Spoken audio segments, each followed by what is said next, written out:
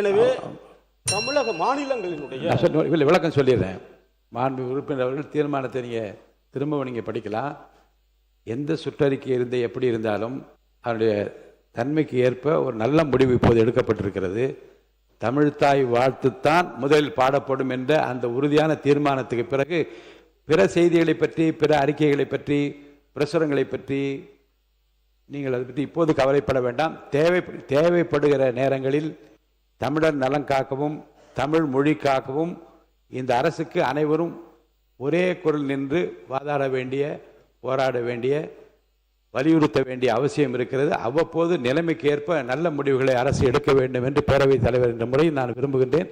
அருள் கூர்ந்து தீர்மானத்தை வரவேற்று மட்டும் பேசும்படி கேட்டுக்கொள்கிறேன். மாண்புமிகு பேரவைத் தலைவர் அவர்களே, நான் நடக்காத செயலை பேசவில்லை, பல்கலைக்கழகத்தில் நடந்ததை சொல்லுகிறேன். கவலைப்பட்டவர்கள் பகுதியில் நின்று நான் சொல்லுகிறேன். அதே போல ஒன்றிய அரசு மாநிலங்கள் பின்பற்றுகிற தனித்துவமான மரபுகள் இருக்கிறது, பழக்க வழக்கங்கள் இருக்கிறது, கலாச்சாரம் இருக்கிறது, தனித்துவமான பண்பாடுகள் இருக்கிறது.